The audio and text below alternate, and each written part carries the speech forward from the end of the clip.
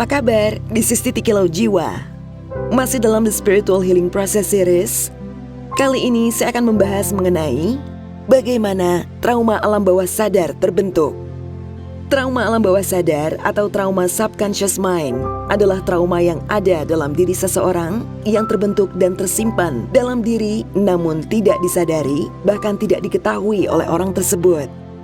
Tidak disadari dan tidak diketahui karena kejadiannya sudah lama sekali ketika dia masih kecil misalnya. Sehingga dia sudah lupa atau memang tidak disadari kejadian tersebut ketika berlangsung. Karena trauma alam bawah sadar, prinsipnya dan reka bentuknya itu adalah secara otomatis atau terprogram atau terupload di alam bawah sadar tanpa disadari. Karena alam bawah sadar atau subconscious mind adalah program mind atau habit mind yang tidak kreatif. 7 tahun pertama hidup manusia, subconscious mind kita secara otomatis sudah mengupload program-program dari mengobserv orang-orang dalam keluarga, lingkungan, dan menjadi pedoman kita secara tidak sadar. Seperti alam bawah sadar kita merekod nilai-nilai dalam keluarga kita. Alam bawah sadar kita merekod sistem dan konsep yang terjadi dalam keluarga. Alam bawah sadar merekod standar yang dipegang oleh keluarga kita. Alam bawah sadar merekod hasil rasa dari perlakuan mereka. Dan alam bawah sadar membuat kita menyimpulkan siapa kita dalam chapter periode tersebut. Sehingga disinilah pangkal permasalahannya. Seseorang mempercayai sesuatu yang padahal bukan dia sebenar-benarnya. Tapi sudah memiliki persepsi tentang dirinya yang terbentuk oleh proses ini. Alam bawah sadar kita yang sebenar-benarnya adalah 20% saja. Dan alam bawah sadar hasil program adalah 80%. Alam bawah sadar atau subconscious mind juga merekod hal-hal yang tidak nyaman selama berkehidupan di 7 tahun pertama dalam kehidupan, yang secara otomatis akan terprogram di subconscious mind atau alam bawah sadar itu.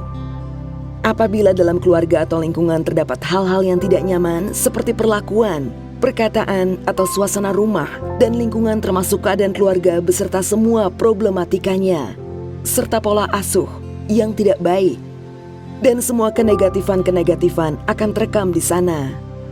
Termasuk kata-kata yang pernah ia terima dan tidak baik, seperti label-label yang sering diucapkan pada kehidupan sehari-hari yang kurang pas atau negatif, yang akhirnya pada ketika besar nanti menjadi negatif self-talk di dalam dirinya yang tidak bisa dia hindari.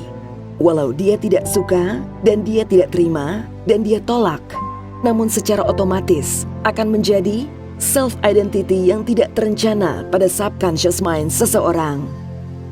Seperti misalnya negatif label yang pernah diucapkan kepada seseorang dalam keluarga, seperti, "Duh, kamu emang nakal ya? Wah, kamu sih kurang pinter, gak bisa apa-apa. Kenapa sih kamu gak kasih kakak? Kok bener-bener bodoh deh. Kok kamu gak seperti tetangga sebelah sih, pinter cari teman? Kenapa? Kok gak bisa cari teman?" Hal-hal seperti ini akan menjelma menjadi self-identity yang dia percaya dan akan membuat dia menjadi pribadi yang tidak percaya diri, yang kurang ada keyakinan diri, mengganggu self-empowerment-nya, dan membuat belenggu terhadap perkembangan kehidupannya dan karakternya karena parenting goes wrong. Belum lagi apabila dalam keluarga memiliki orang tua yang tidak memiliki hubungan yang baik, seperti hubungan ayah dan ibu yang tidak selaras. Mungkin ada KDRT, physical abuse, mental abuse, perceraian yang tidak baik, yang secara langsung maupun tidak langsung disaksikan dalam kurun waktu yang cukup lama. Ini juga akan membuat persepsi terhadap anak tersebut tentang konsep ideal keluarga. Dan juga masalah himpitan perekonomian yang membuat kehidupan sangat tidak selaras dan menderita, yang mengakibatkan tekanan batin hebat, juga dapat menciptakan trauma di alam bawah sadar atau subconscious mind yang sangat berat. Hal-hal seperti ini juga bisa menjelma menjadi self-identity yang dipercaya akan membuat seseorang menjadi pribadi yang tidak percaya diri, kurang ada keyakinan diri, lalu mengganggu self-empowerment-nya juga. Dan juga keadaan-keadaan lain yang mempengaruhi ketidaksehatan kondisi lingkungan ketika ia dibesarkan, yang sangat mendukung terjadinya pemrograman secara tidak terencana dalam subconscious mind atau alam bawah sadar. Juga termasuk perlakuan buruk dari orang lain, atau seperti pasangan atau partner, suami atau mantan suami, istri atau mantan istri, pacar atau mantan pacar, atau siapapun yang pernah berhubungan dekat dengan level apapun yang pernah meninggalkan luka batin yang dalam karena hubungan yang tidak selaras dan tidak baik, sehingga mengakibatkan terbentuknya sebuah shadow dalam dirinya di alam bawah sadarnya atau subconscious mind. Apabila ini terjadi, memerlukan shadow work yang serius untuk dapat terlepas dari trauma masa lalu atau inner child trauma.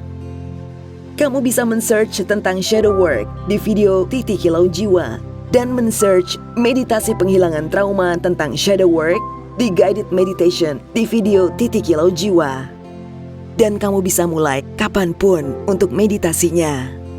Sending love from my heart chakra to yours, and always to the love and light.